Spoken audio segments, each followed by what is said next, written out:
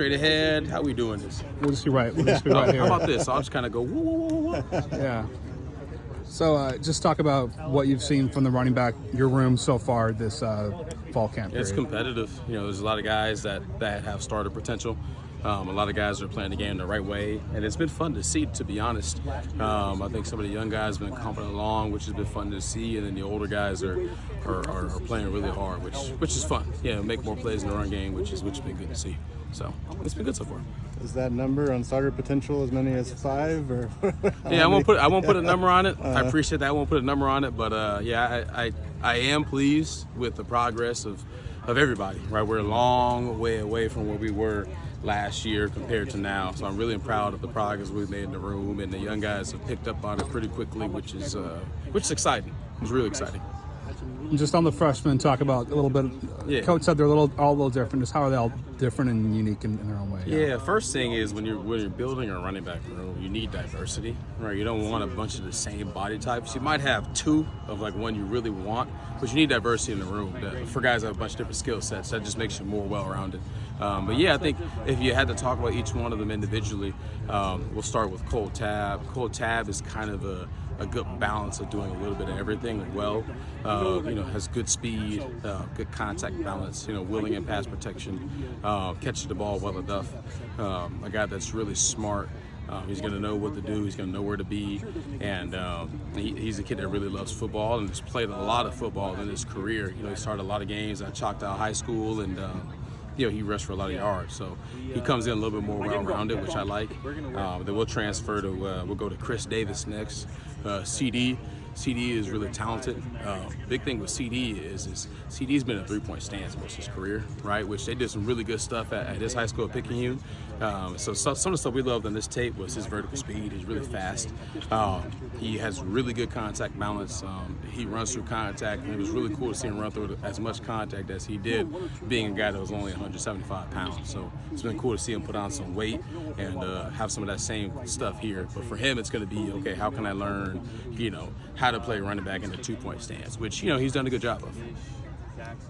Asked you about some of the guys in the spring, and you gave a pretty detailed analysis about them. Curious if they've done something, each of them, that have caught your eye that's maybe further beyond their game that you didn't expect, or that surprised you at all? Yeah, no, and to talk about the one that I haven't mentioned yet is Micah Ford.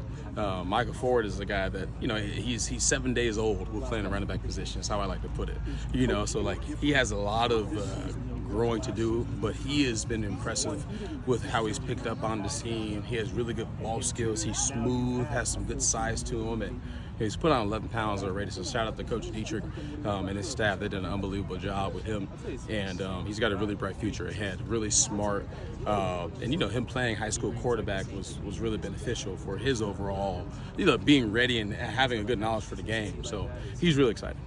And then you returning guys, Butler and Irvin, what have you seen from those 2 guys? Yeah, I think for those guys, what's really cool is we all went through last year, which was a hard year. And they decided, hey, we don't want to be not up to snuff like last year. We want to be a better group overall. And so I think those guys have put in a lot of work. I'll talk about Ryan Butler specifically. I'll talk about a guy that's transformed his body. He's lost a lot of fat and weight that he had the previous year, and he's put on a lot of good weight, a good strength. He was the second fastest running back in the room per the catapult system, where we track their miles per hour, which was really cool to see. And he had a good spring and is doing a good job this fall camp. So I've been really impressed and pleased with him.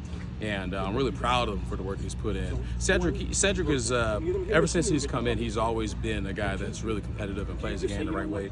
I think what he's done a better job of is being more stout in pass protection. He's not the biggest guy, but he does have a big heart, which I love. And he's being really much more decisive in the run game, which has been good to see.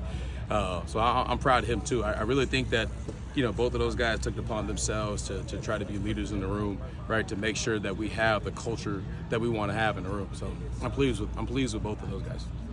On Cole, just when you see a running back sometimes that size, you kind of think speed. I think more often than not, how much does his weightlifting, his strength, how much different does it make him for a guy of his stature? I think I'll put it this way, for him, right, it helps him be in the best position, right? Like, yeah, he's not the tallest guy, we all know that, but he is strong, and he plays with a good base, and I think that does help him overall, right? Like, the reality is you can't take all your weight room numbers and bring them out there and think you're just going to be strong. There's a lot of guys that are strong weight room guys that aren't strong necessarily on the field. For him, it does translate, which is cool to see, right? He plays with a natural base, right? He's really strong, and he has the ability to get his pads on the defender's chin. And just like if he were doing a power clean, a triple extension, running through contact, it would be the same way as if he's trying to run through contact with the same foot, same shoulder explosion.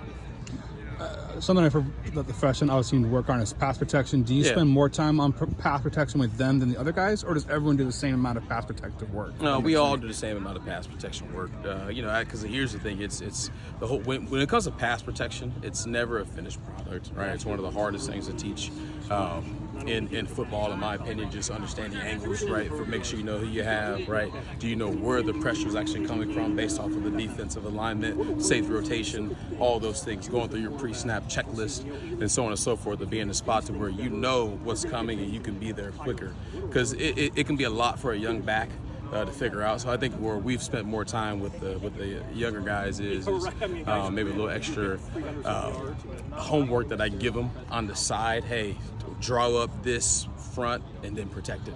So, but yeah, we all do the same. We put a lot of work into it and try to be good at it.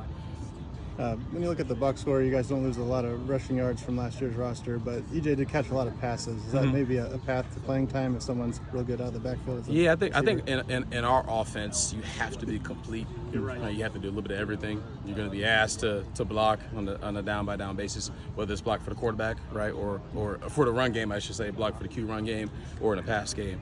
But yeah, you have to be able to catch the ball in the backfield as well, whether it's a vertical threat, whether it's a check down, whether it's a swing screen, right? You got to do a little bit of everything, which that's why it's kind of fun to me to play running back in this system, because you do get a chance to do a little bit of everything, right? It's not just we're running one run play and then we're just protecting, right? We're doing a little bit of everything. We're lining up different spots at wide out, right? Having to learn the majority of the route tree, which is pretty cool. So, is there any specific aspect of this offense that is particularly challenging for running backs that may be unique to this particular system? Or not necessarily. No, I wouldn't say that. I would say if there's one thing that might be challenging is the fact just the way we kind of word things. The running back doesn't always necessarily get told where to line up, so they kind of have to know based off the play where to line up. So that's where it's probably just a little bit different. Other than that, it's not too much different as far as, hey, we ask those guys to do a little bit more than maybe some other places, and that's okay. But it's not like it's, hey, this is this whole new jigsaw puzzle that I have to learn. Cool. Awesome. Right.